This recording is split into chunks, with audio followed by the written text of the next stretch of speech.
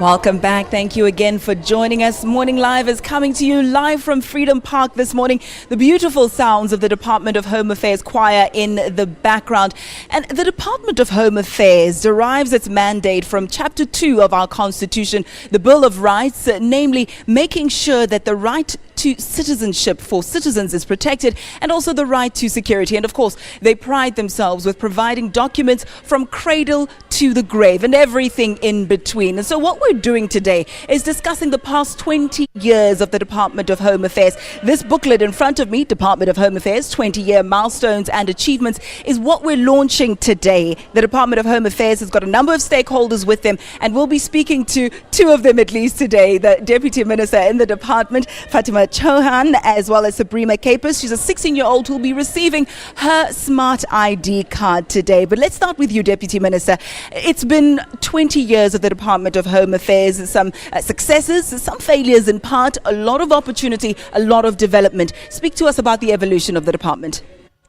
Well, we've come a long way. I always say that an institution is very much like a person. We learn through constant learning, but we also develop and flourish through our experiences. And we thought it was a very important thing to document our experiences over the last 20 years.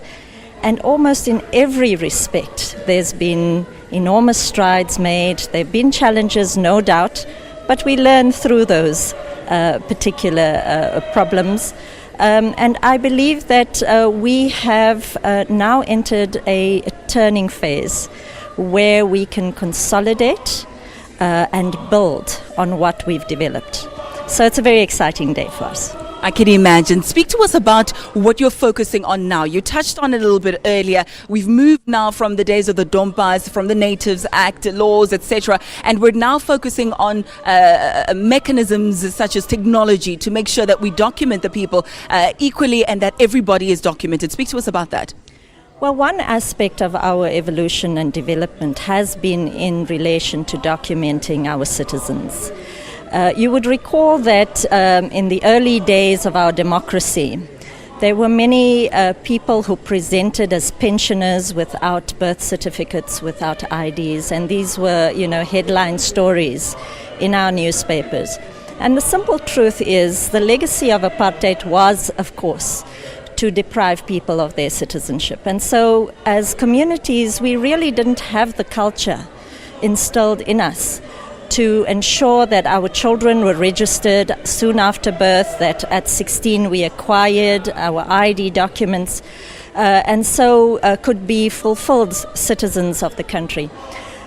One of our mandates is to change this culture.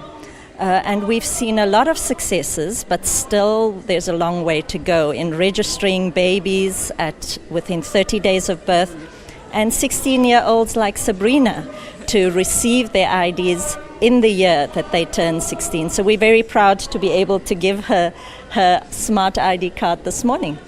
I'm sure you're pretty excited about that as well. Very quickly, Sabrina, do you understand the significance of your card? Are you excited about it?